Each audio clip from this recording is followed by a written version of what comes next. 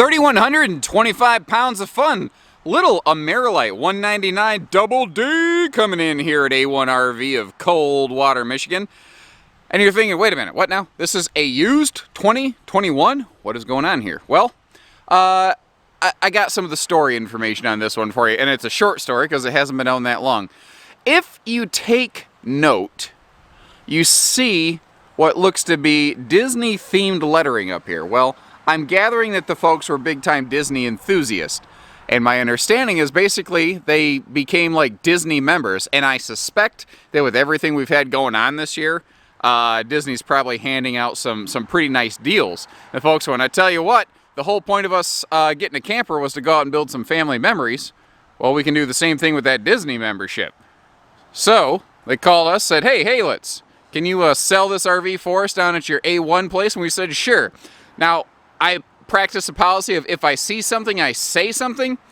And it looks like somebody just backed into the front of it here and unfortunately gently crinkled the nose of that thing.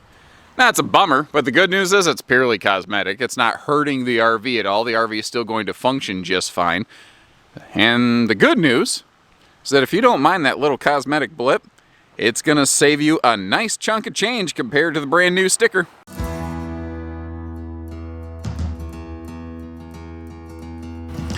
And actually, what I see out of this RV is very encouraging. I don't see anywhere where the previous owners like took from it.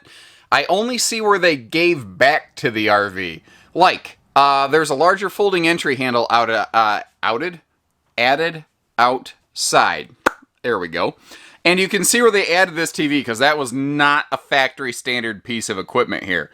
So they were willing to add things to the RV that they left behind. They weren't like scavengers. They had plans to go camping like crazy, but like I said, they just got an opportunity to do something their family had always dreamed of and said, well, hey man, let's jump all over it while the iron's hot. The kids are only going to be young one time. I can't fault them for that. Now, a really key difference here compared to something like either the single axle Wolf Pups, Catalinas, J Flights, or Wildwoods that we would have down at Haylett RV is this is an 8-foot wide standard body.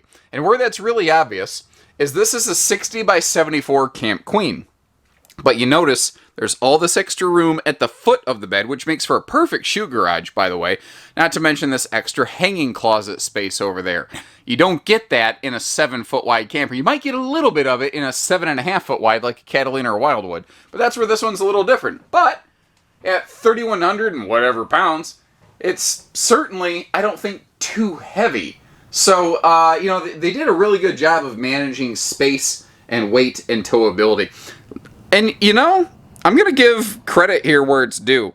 This is not a brand of RV we carry, so I hope you appreciate the fact that we're willing to shoot you straight. If you appreciate that kind of, decent, fair assessment of things, definitely hit that subscribe button and join us here at Haylett RV as we go through more RVs.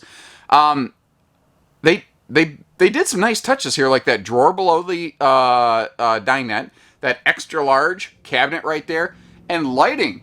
This has more lights per square foot than I may have ever seen in a little camper this size.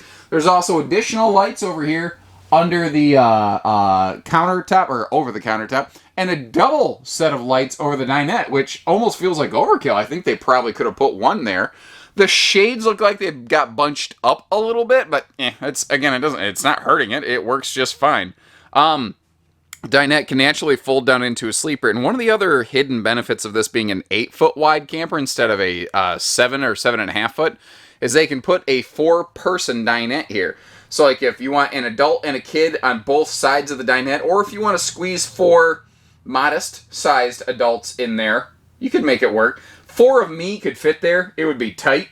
But, 4 of, my Uncle Gary, I don't know that they would fit.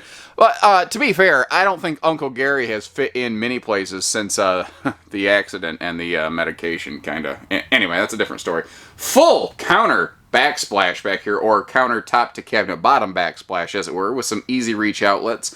And good cabinet space down below here. Actually, why am I talking about the cabinet space? We're in a video. Let's look at it. What do you say?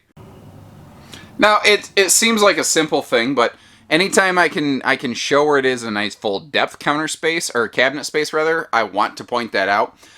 And again, it seems like a simple thing, but an actual silverware drawer in the kitchen, very few single axle campers actually have drawers. It's a thing that is very commonly overlooked. A lot of times, I think it's because new RV buyers don't know to look for stuff like that, and they're in a price-sensitive segment, so it tends to just kind of get left out silently.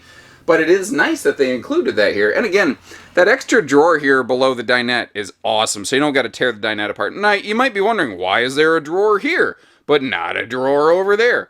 Answer is pretty simple, because there's stuff under it.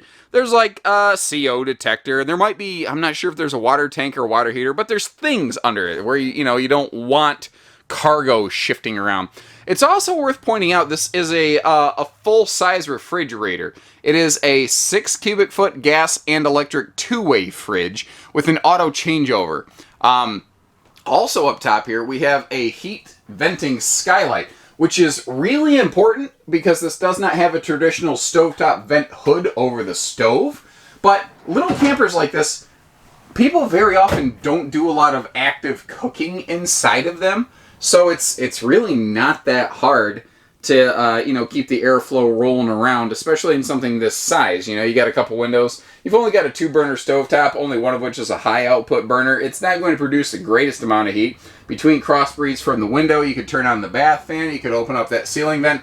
The heat's going to rise. It's going to mostly bleed itself out of here. Kind of makes sense. Now, the bathroom is very simple, very plain, but it gets the job done. The bathroom is here to take a shower and to use the potty and then get out. And hey, it does that. It is worth mentioning that is a vent fan up top, and a lot of little campers don't actually have those. Wolf Pup is very good about that. The Black Labels actually get the larger ones down at Haylett RV. But they used a couple of those just kind of twist lock tension curtain rods and basically made their own towel rack right here, which I think is actually a pretty smart idea. It's a very simple way to do it. The only other recommendation I would make, like this is a great idea, but they make those white plastic little semicircle cups. You could screw one of those into the wall, and then that would help slot this in there. I would do one of those on both sides, and that would make for a very inexpensive and very effective light-duty towel rack. This is not a shower surround panel, by the way. They simply changed the color of the wall paneling here in the shower area of the bathroom, but that's not a big deal. Not the way people think it is. When you're done showering, you take your towel, and you go like that. That's all there is to it. RVs got along in the industry just fine like that for decades. They still do. I understand why people like the idea of a shower surround panel, but it's not something that I have to have. It's not something that stops me from camping. One other little thing, if I were building this, I would like to have seen a little different, is just to have the hardware mounted up a little higher, but that, again, it's not stopping me from camping. It doesn't hurt me whatsoever. I'm fine with that. The point is, I got hot and cold water. I can take a shower, take a bath, do whatever. Wash a dog, wash a baby. Hopping back outside, we already talked about the little nudge on the nose. The awning on this is a power awning, and it does look like they added that extra large entry handle for kind of a easy come and go. It is a simple series trailer, so you'll see things like just a single propane tank. It kind of falls into the classification of like a J-Flight SLX7 or like a Wolf Pup that we would have down at the Haylett RV main store just a mile west of here. But it's 8 foot wide, like we talked about inside. What that means is it's a little more spacious inside. But one of the other things I don't know that I really talk about very often on an 8 foot wide camper versus a narrow body model is that you're also getting a wider stance axle. And even though a smaller 7 foot body camper weighs less, and that generally means will tow more easily, an 8 foot wide model has a wider stance, meaning it will tow more stably. So there's an interesting kind of relationship that goes on there. The good news is the RV is small enough, I don't think it matters that much. Now, if you're like me, you're looking at this spare tire and go, what is going on with this thing? Did they like back into something with the spare tire?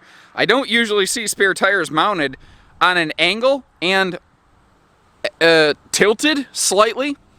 But I got back here and I looked, and no, there is nothing wrong. That is exactly how the spare tire mount is intended to function. Although it doesn't look symmetrical, there's nothing wrong with it.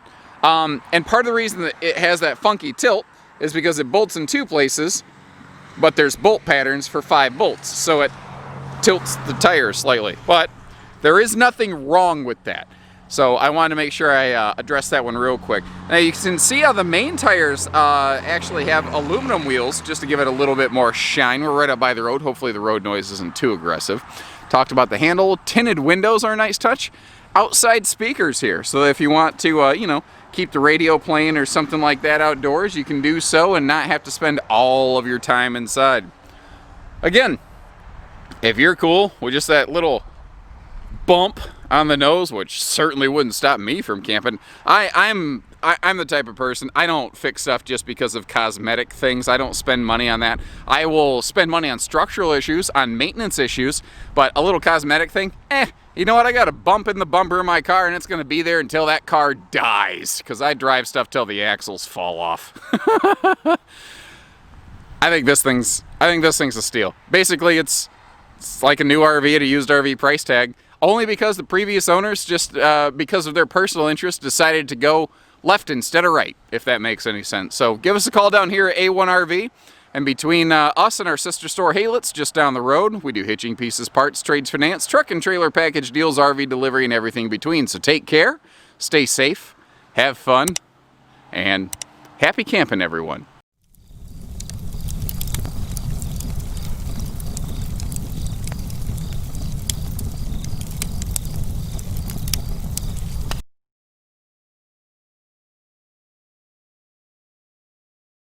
Gosh, Mickey!